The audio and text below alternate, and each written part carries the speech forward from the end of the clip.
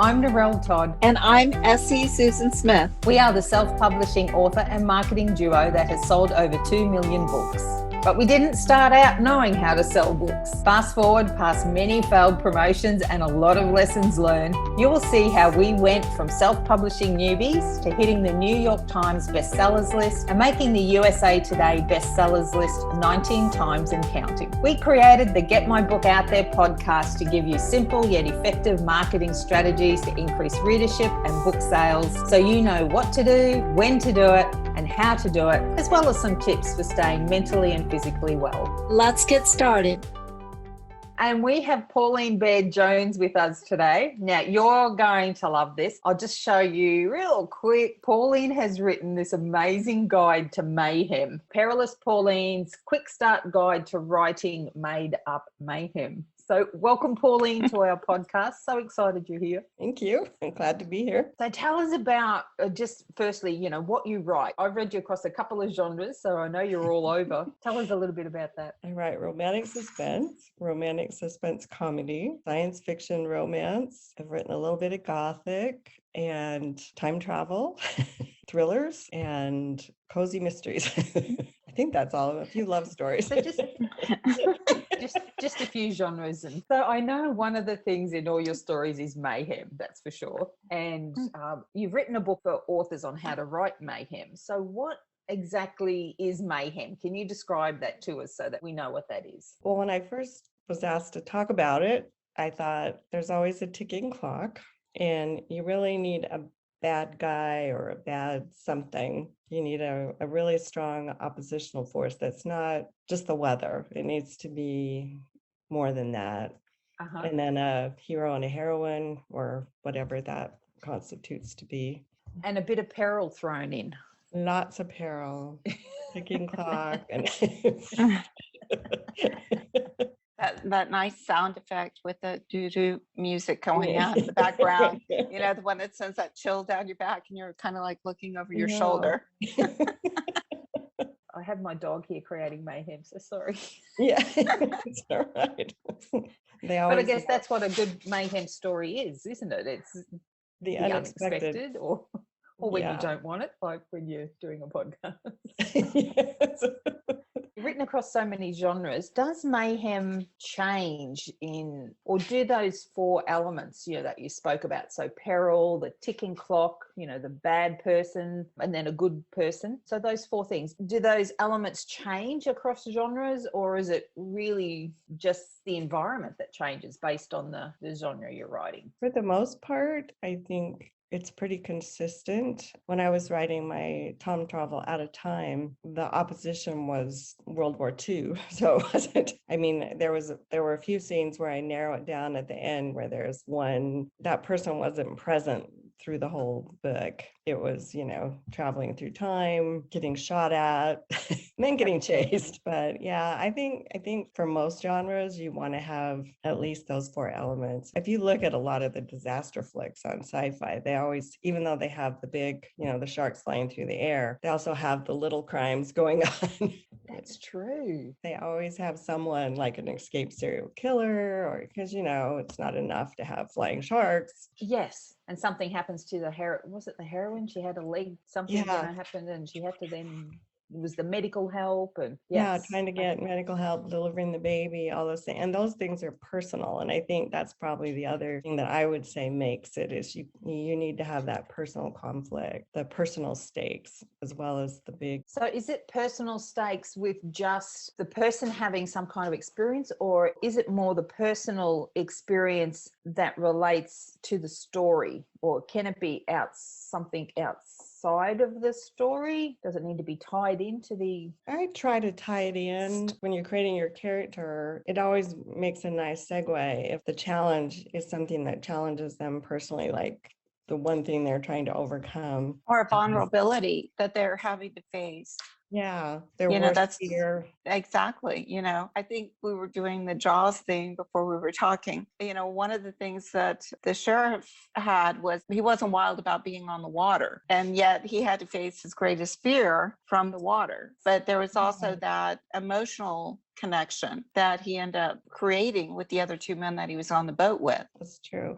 Donald Moss, in his writing the breakout novel, he said, what is the one thing your character would never do, and what situation would make them do that? Yeah. So I don't always ask that question in every book because sometimes it's just there. But if I'm struggling with what those personal stakes are, that's when I'll drill down and go, what would they never, never, ever do? And then come up with a situation where they have to do it. And even if you don't use it in the book, it's a really good exercise for getting that. Well, I think that helps connect it. And do you feel the same way that it helps the reader connect with the characters more? Yeah, they feel real to the reader if they feel real to you. I mean, even with my bad guys, I try to find that saying, the bad guy is the good guy in their story. Mm-hmm. And so what makes them their good guy? What is, try to reveal that in the story too, because then he just doesn't look like no one likes to battle a cardboard cutout.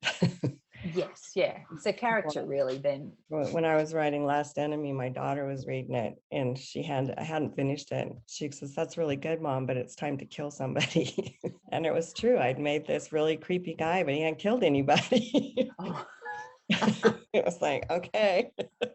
So is this where you get to knock off people that, you might, in real life, you might have like gone, right, you're in my next book. I've done that a few times. My husband claims that I kill him in every book, but that's really not true. I have to read you a quote from your book because when I was reading your book, this one just got me. It says, if you want to write suspense, you need to deliver on the thrills and chills without flinching. If you don't like to read mayhem or suspense, if you can't put chum in the water and then catalogue the sharks moving in for the kill and then toss your characters in there to fight for their lives, then this isn't the genre for you. It's true. Yeah, I just love that one. Yes, and we had images of. I think we all went to the music.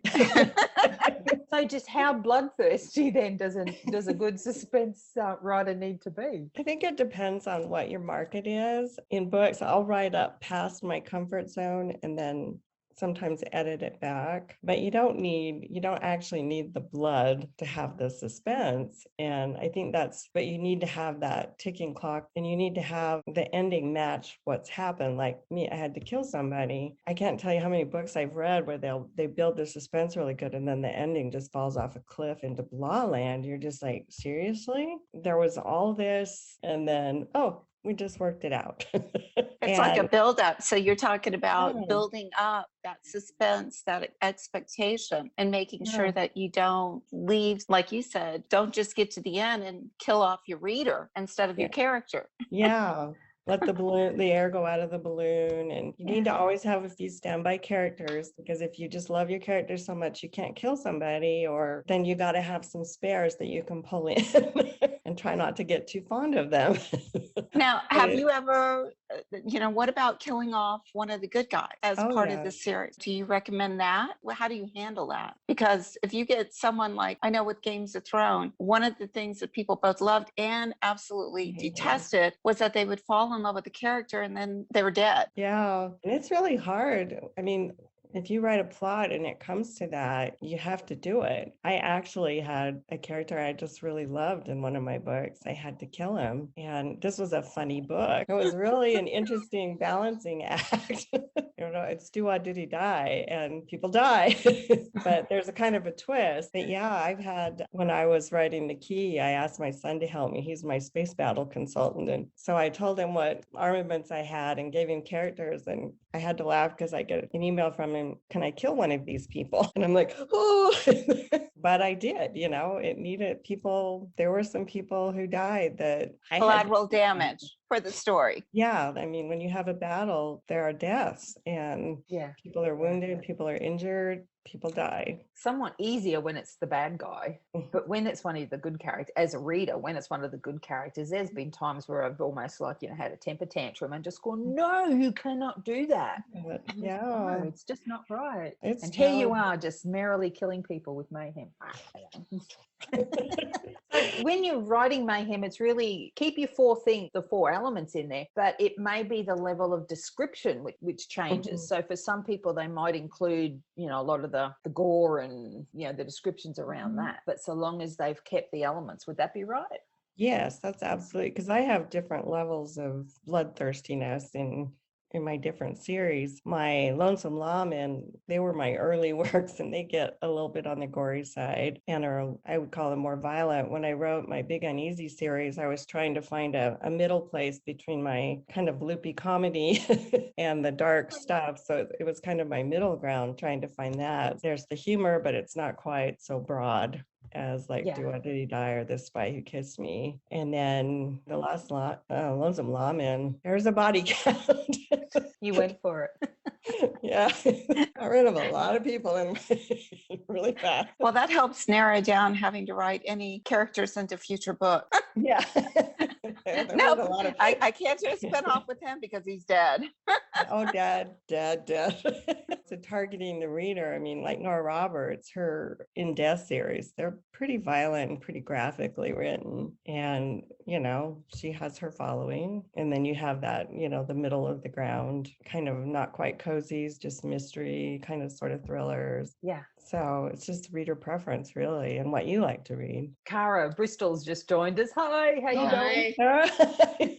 We were chatting with Pauline about mayhem, which she's so good at writing. This is just a basic writing guide of what you need to look for. When I was first started writing, I was just frustrated because there were all these long books and I was just trying to answer a question. And so my short guide is just answering those questions that I had as a writer quickly without all the other stuff. As a fellow author, I generally appreciate, you know, having these guides because like you, I don't have to go out and reinvent the wheel. They're excellent resources for, you know, from beginning authors to seasoned authors, because even as you've written a lot of them, sometimes you're like, oh my God, I got to use a different word, or I've got to have a different type of scene, or what am I missing? What component am I missing in the story? And so having this guide, it works whether you're writing your cozy mysteries or whether you're writing your sci-fi romance, you know, with a lot of action and adventure. So as a fellow writer, I have to say thank you, Pauline.